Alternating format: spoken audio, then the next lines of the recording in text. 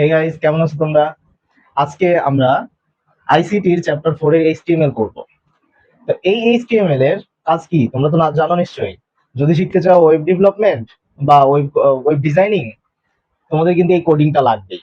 Freelancing শিখতে হলেও coding লাগবে, আবার এক্সামে ভালো রেজাল্ট করার জন্য। তো চলো ক্লাস থেকে শিখে নিই।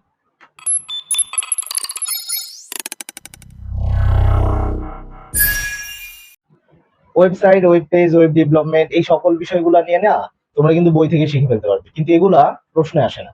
প্রশ্নে আসে যেগুলো, অর্থাৎ গ ঘ এর জন্য এগুলো প্রশ্নে আসে, কিন্তু ক খ এ। তো এখন গ ঘ এ যেই প্রশ্নগুলো আসে, অর্থাৎ কিভাবে করে হচ্ছে আমরা ওয়েব ডেভেলপমেন্ট বা ওয়েব পেজের মধ্যে গিয়ে একটা কাঠামো তৈরি করবো, সেই বিষয়গুলো আমরা সেই এইচটিএমএল কোডের মধ্যে সরাসরি প্রবেশ করব। ঠিক আছে? আচ্ছা, তাহলে চলো স্টার্ট করি। প্রথমেই আমরা শিখবো যে এইটা হচ্ছে ওপেনিং ট্যাগ,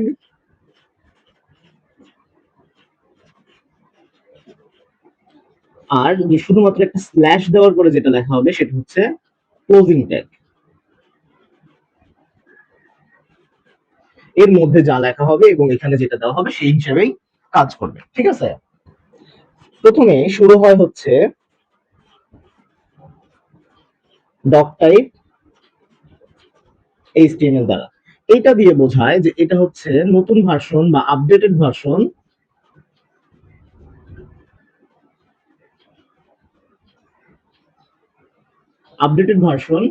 দিয়ে করা হচ্ছে। সো এটা তুমি দিতেও পারো, নাও দিতে পারো, তবে তোমাদের গাইডে কিন্তু দেওয়া আছে। শুরু করবো আমরা এইচটিএমএল দিয়ে। এইচটিএমএল কোড শুরু হইলো এইচটিএমএল দিয়ে। এরপরে একটা থাকে হচ্ছে আমাদের হেডিং, বা তুমি যদি এই পেজের কোনো হেডিং দিতে চাও তাহলে এটা। হেডিং দিয়ে তুমি এখানে ধরো দেখলা যে নোটবাজ, তারপর হেডটা ক্লোজ করে ফেলা হবে। তাহলে আমরা ডিসপ্লেতে কি দেখবো? ডিসপ্লেতে উইন্ডোজ বারের পাশে ট্যাগ থাকবে, আর এখানে আমরা প্রথমে দেখতে পারবো নোটবাজ লেখা আছে, তারপর নিচে যেগুলো লিখবো সেগুলো। আচ্ছা, এখন যদি আমরা টাইটেল দিই, টাইটেলে ধরো লিখলাম নোটবাজই লিখলাম। এই টাইটেলটা তোমাদের কোনো কাজে লাগবে না। কাজে লাগবে না কেন? কারণ এইটা তোমাদের প্রশ্ন বা উদ্দীপকে বলে না। তো টাইটেলটা কি হয়, যে আমরা উপরে যেমন google.com লেখা দেখতে পাই না, মাঝে মধ্যে এখানে দেখি যে আমরা google.com লেখা আছে। হ্যাঁ, এই জায়গাটায় তোমার লেখা আসবে google.com, বা আমাদের ওয়েব পেজ বা ওয়েব লিঙ্কের নামের জায়গায় আসবে হচ্ছে নোটবাজ লেখা। তো এই টাইটেলটা আমাদের কোনো প্রয়োজন পড়ে না। এই টাইটেলের পরে আমরা চলে আসবো বডি। ঠিক আছে? কি আসবো? বডিতে। বডিতে আসার পরে আমি যা জিনিস লিখবো এই লেখাটাই আমার এই জায়গায় চলে আসবে।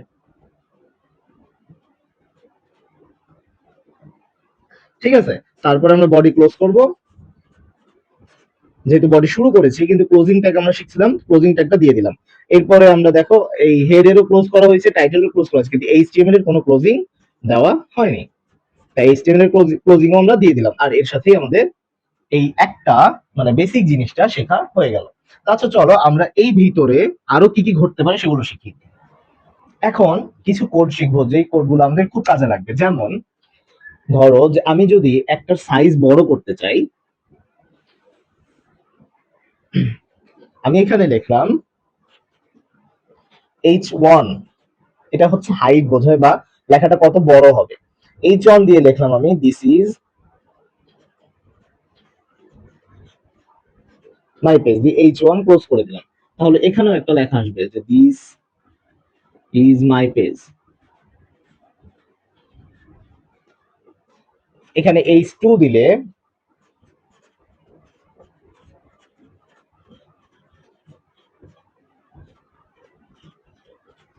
তাহলে এটার থেকে একটু লেখাটা ছোট আসবে। বুঝছো? তাহলে কোনো জিনিস যদি হচ্ছে উদ্দীপকে দেখো বড় আকারে লেখা আছে তাহলে এটা দিবে। হ্যাঁ, ফন্ট সাইজ দিয়ে কিন্তু সেটাও দেওয়া যায়, কিন্তু আমরা নর্মালি যেহেতু ফন্ট সাইজের কথা যদি ফন্ট সাইজ আলাদাভাবে বলা না থাকে, তাহলে H1 H2 এগুলো দিব, তাহলে আমাদের লিখতে তাড়াতাড়ি হবে। ঠিক আছে?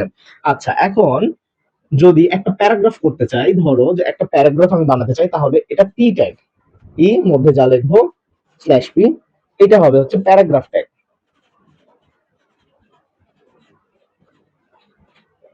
ঠিক আছে, এইবার একটা লাইন ধরো এখানে আমি লিখছিলাম দিস ইজ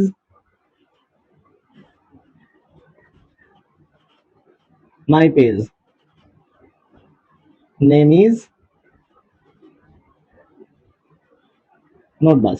এখন এই লাইনটাই আমি এখানে না লিখে নিচে লিখতে চাচ্ছি, তাহলে এখানে কি করবো, মানে এটাকে এখানে না লিখে আমি এখানে লিখবো।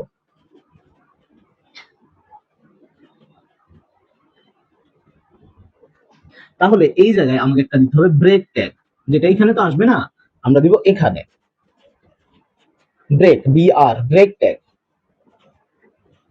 এটার কোনো ক্লোজিং ট্যাগ হয় না। ব্রেক ট্যাগ বলতে গেলে যে কিবোর্ডে ইন্টার চাপার মতো, ইন্টার এর কাজ করে। আচ্ছা, ব্রেক ট্যাগও হয়ে গেল। এখন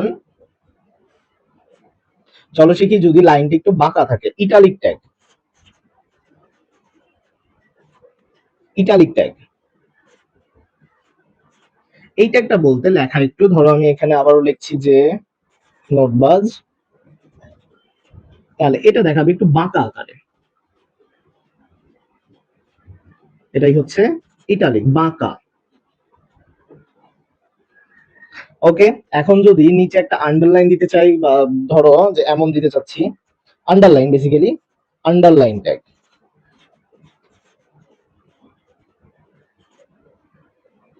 তাহলে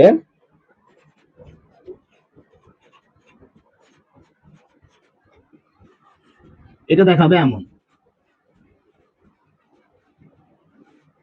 ঠিক আছে, বুঝতে পারছো যে আন্ডারলাইন দিয়ে কিভাবে করে বোঝাইলো?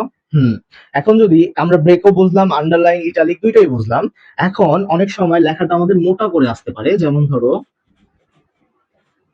হয় না অনেক সময় বোল্ড আকারে থাকে না,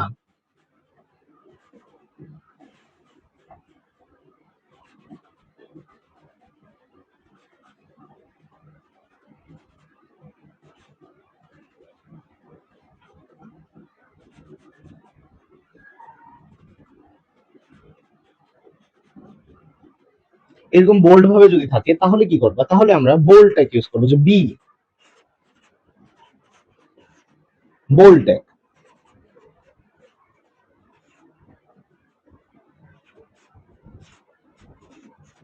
তাহলে আমরা এইভাবে পাবো। আচ্ছা, আবার যদি এখন আমরা এইচ স্কয়ার লিখতে চাই, তাহলে কি করব? তাহলে দেখো সুপারম্যান কো উপর দিক দিয়ে ওঠে না, উপর দিক দিয়ে উড়ে, যেহেতু উপর দিক দিয়ে ওঠে তাই এটা সুপ ট্যাগ,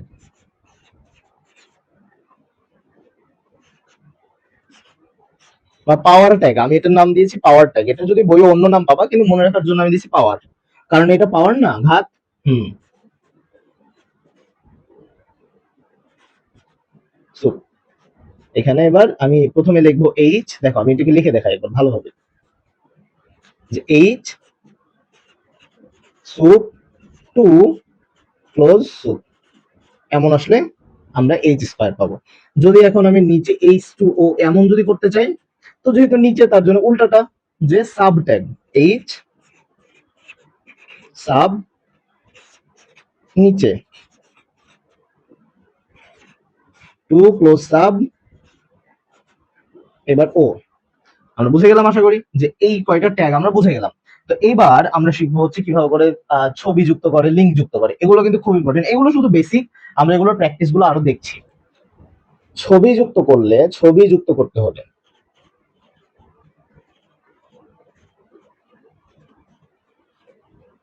তাহলে কি করবো আমরা, তাহলে আমরা দিব image source, image SRC source, দেওয়ার পরে যখনই ইকুয়াল আসবে ট্যাগের মধ্যে, যখনই ইকুয়াল আসবে তখনই মনে রাখবা যে এখানে এভাবে ইনভার্টেড কমাটা আসবে। ঠিক আছে, ইমেজ সোর্স দেওয়ার পরে আমরা যে ফাইলটা আমাদের ফোনে অথবা পিসিতে যে নামে সেভ করা থাকবে সেই নামটা দিয়ে দেবো। ধরো আমি নাম দিলাম যে নোটবাজ ডট জেপিজি। এখন জেপিজি কেন দিলাম, এই জেপিজি জেপিইজি, পিএনজি, এই সকলগুলো কিন্তু ছবি নির্দেশ করে, ঠিক আছে। অনেক সময় দেখো কিছু কিছু ছবি আমরা গিফ আকারেও পাই, গিফ, এগুলোও কিন্তু হচ্ছে যে কিছু মুভিং ছবিগুলো নাই সেগুলো বোঝায়। তো এগুলো সব ছবির হচ্ছে ট্যাগ। ডটের পরে যদি এটা না দাও তাহলে বোঝা যাবে এটা ছবি না। যেমন ডটের পরে যদি MP4 থাকে তাহলে বুঝতে হবে সেটা ভিডিও, ঠিক আছে। আচ্ছা, তো আচ্ছা ইমেজ সোর্স আমরা লিখলাম, তাহলেই আমরা বুঝে যাব যে আমাদের এটা চলে আসবে। যদি হচ্ছে এখন উদ্দীপকে দেওয়া থাকে যে হাইট এন্ড ওয়াইড, যেমন এরকম ভাবে যদি দেওয়া থাকে 700 × 150, যদি এইরকম কোনো হচ্ছে ট্যাগ দেওয়া থাকে তার মানে বুঝবা এটা হচ্ছে ওয়াইড আর এটা হচ্ছে লেন্থ, ঠিক আছে। সরি সরি সরি, লেন্থ না হাইট, হাইট। তাহলে আমরা শুধু এটা এখানে লিখে দিব যে ওয়াইড ইকুয়াল টু 700 আর লেন্থ হাইট ইকুয়াল টু 150, ঠিক আছে। একটু লিখলেই আমাদের একটা পেজের মধ্যে এরকম একটা ফাঁকাতে যে ছবিটা আছে সেই ছবিটা চলে আসবে। এখন যদি এই ছবিটার কোনো নাম দিতে চাও, যে সাইডে নাম একটা উঠবে, তাহলে আমি এখানে লিখে দিলাম যে নোটবাজ, তাহলে এইটাও তার সাইডে চলে আসবে, কিন্তু এটার কোনো ক্লোজিং ট্যাগ নেই। আচ্ছা, এখন লিংক যুক্ত করতে হলে,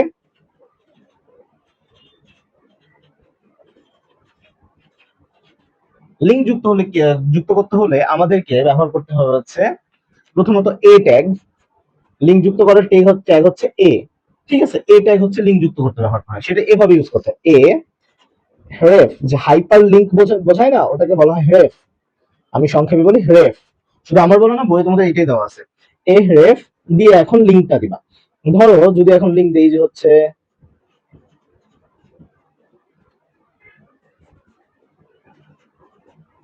www.notebuzz.com, ঠিক আছে। দেখো এই যে লিংক যুক্ত করে দিলাম না, এইটা। আবার লিংকের জায়গায় লিংক আমাদের কিভাবে আসে বলতো, যে একটা লেখা থাকে যেমন পিকচার, এটা যদি নীল কালিতে থাকে এবং নিচে দাগ থাকে তখন আমরা বুঝি এটা লিংক। তা এখন এইখানে কি লেখা থাকবে সেটা আমরা এখানে লিখে দিলেই চলে আসবে নোটবাজ, তারপর এই ট্যাগটা ক্লোজ। তাহলে আমাদের অ্যান্সারটা আসবে এমন, বা আমাদের পেজে দেখাবে এভাবে নোটবাজ, এর নিচে একটা দাগ থাকবে এবং এটা নীল কালিতে হবে, ক্লিয়ার। আচ্ছা, কোন দেখাবে,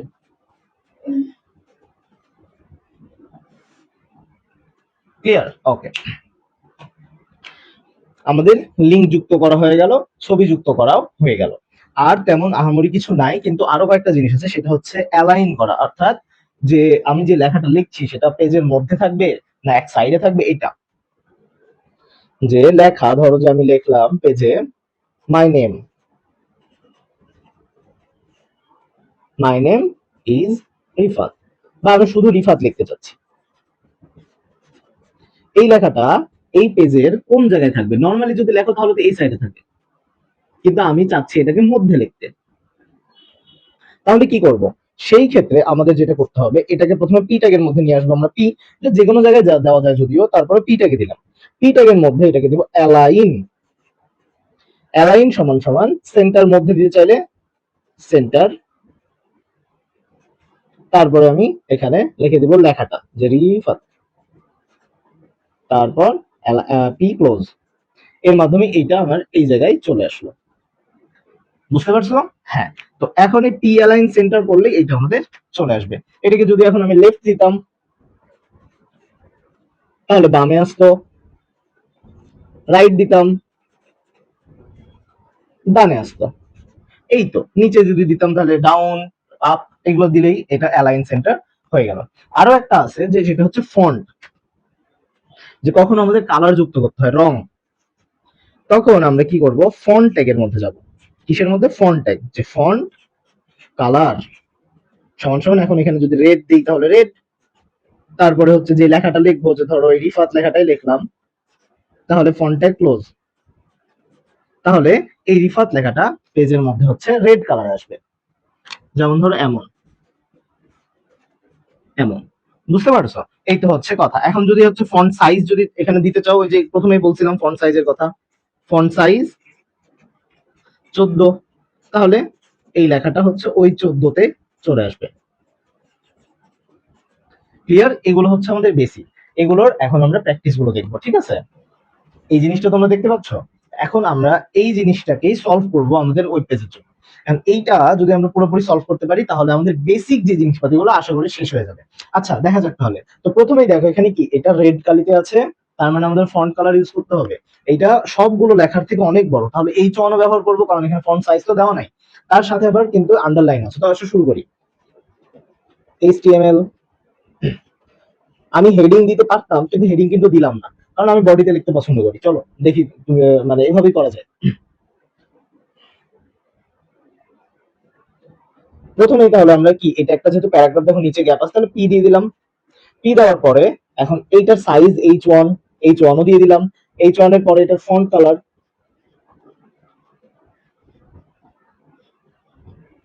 রেড। ফন্ট কালারের পরে আন্ডারলাইন আছে তাহলে ইউ দিয়ে দিলাম। এখন শুধু নোটবাসটা লিখে দিলেই হয়ে যাবে। এখন উল্টো দিক থেকে যতগুলো দিলাম সবগুলোর ক্লোজিং ট্যাগ গুলো দিয়ে দিব, যে slash you slash font slash H1 slash P. এটা হয়ে গেলে দেখো আমরা দ্বিতীয় প্যারাগ্রাফ শুরু করব। আবার পি শুরু করলাম, মাই নেম ইজ রিফাত, এটা লিখবো নরমালি।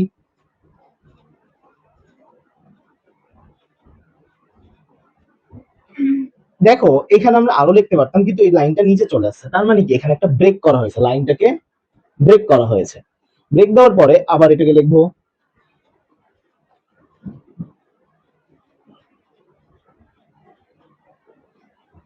তারপরে দেখো আবার ব্রেক দেওয়া হয়েছে। এখন এখানে একটা ইমেজ যুক্ত করা হচ্ছে যেটার হচ্ছে ওয়েডথ 250 এবং হাইট 150। এইটাকে বানাতে হবে। তাহলে আমরা এবার ইমেজ সোর্সে চলে যাব। ইমেজ সোর্স, ছবির নাম দিলাম notebuzz.jpg। ধরো এই নামে আমাদের হচ্ছে ফোনে বা পিসিতে সেভ করা আছে। আচ্ছা এখন আচ্ছা এর ওয়েট আর হাইটটা দেওয়া আছে যেহেতু আমাদেরকে সেটা দিয়ে দিতে হবে। ওয়েট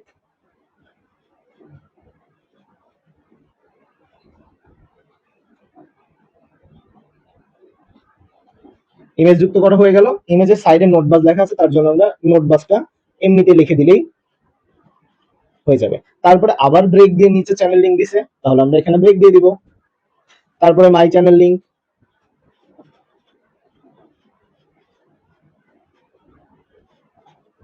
চ্যানেল লিংকে যাওয়ার পরে দেখো এখানে নীল কালিতে যখন থাকবে এবং নিচে একটা আন্ডারলাইন থাকবে বুঝে নিব এটা একটা লিংক। তাহলে লিংক যুক্ত করার জন্য আমাদেরকে এ ট্যাগের মধ্যে যেতে হবে, এ রেফ হাইপার লিংক। হাইপার লিংক দেওয়ার পরে এবার ওয়েবসাইটটার নাম দিয়ে দিব।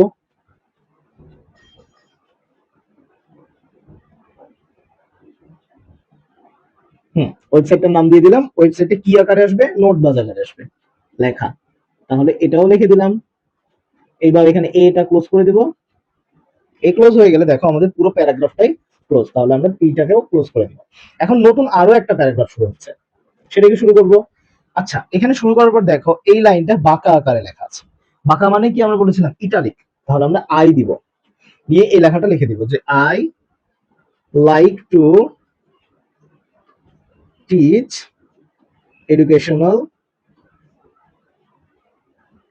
স্টাফ। এতটুকু বাঁকা আকারে লেখা আছে, তো আমি এতটুকু লিখলাম। দেখো এখানে কোনো ব্রেক কিন্তু হয়নি, তার জন্য আমি আইটাকে ক্লোজ করে দিলাম, ইটালিক ক্লোজ করে দিয়ে আবার নর্মালি লেখা শুরু করবো যে then can you tell me are you guys liking my classes. And ক্লাসেসটা দেখো, ক্লাসেসটা কিন্তু হচ্ছে তোমার বোল্ড আর এই লেখাগুলোর থেকে একটু বড় আছে কিন্তু আবার এটার থেকে ছোট। তাহলে এটা আমরা H2 দিতে পারি, হাইটটা H2 দিলাম এবং যেহেতু এটা বোল্ড আকারে লেখা আছে তাহলে বি ট্যাগ। তারপরে নরমালি আমরা ক্লাসেসটা লিখে দিব এবং ওই বি ট্যাগটা ক্লোজ করব, H2 ট্যাগটাও ক্লোজ করব। তারপরে কোশ্চেন মার্ক আছে, কোশ্চেন মার্ক দিয়ে দিব। তারপরে দেখো আমাদের এই প্যারাগ্রাফটাও ক্লোজ, তাহলে পি দিয়ে দিলাম। এখন তারপর নতুন আর একটা প্যারাগ্রাফে দেখো কমেন্টটা লেখা আছে কিন্তু এটা একটু মধ্যের দিকে লেখা আছে। তার মানে কি আমরা পিটাকে অ্যালাইন করতে হবে। অ্যালাইন কোথায় করব? সেন্টারে। তারপরে এখানে শুধু আমরা কমেন্টটাকে লিখে দিব, পি ট্যাগটা ক্লোজ করে দেব। এর মাধ্যমে আমাদের শেষ হবে কখন, যদি আমরা বডি আর এইচটিএমএল, যেহেতু বডির মধ্যে লেখা হচ্ছে ওটা আমরা ক্লোজই করিনি, ক্লোজ করে দিব। তার পাশাপাশি এইচটিএমএলটাকেও ক্লোজ করে দিব। আমাদের এই ট্যাগটা, এই কয়েকটা জিনিস লিখলে আমাদের দেখবা যে এই জিনিসটা আমাদের ডিসপ্লেতে শো করবে বা আমাদের ওয়েব পেজে শো করবে। তাহলে বুঝতে পেরেছো যে কিভাবে করে এই বেসিক জিনিসগুলো দিয়ে করবা, কিভাবে করে বুঝবা কোনটা থেকে কি। হ্যাঁ, এবং এরপরে পার্ট 2 ক্লাসে দেখবা আমরা হচ্ছে লিস্ট বানানো শিখবো, কোড দিয়ে এইচটিএমএল কোডের মাধ্যমে লিস্ট বানানো শিখবো, এবং কি আমরা টেবিল বানানো শিখবো। এই দুইটা শিখে গেলেই আমাদের গগ হয়ে যত কিছু হচ্ছে সকল কিছু শেষ হয়ে যাবে। ও আরো একটা কথা তোমাদেরকে বলে ফেলি, এইচটিএমএল ট্যাগে যদি কিছু জিনিস একটু ভুলও হয় তাও সেটা পুরোপুরি ভুল দেখাবে না, ঠিক আছে? যেমন সি প্রোগ্রামে যদি একটা ছোট্ট কমাও যদি ভুল হয় পুরোটা অ্যান্সার মানে ইনভ্যালিড দেখাবে, কিন্তু এখানে কোনো ইনভ্যালিড আসবে না, একটু ভুল হলেও ঠিকঠাক হবে। আশা করি বুঝছো, ঠিক আছে?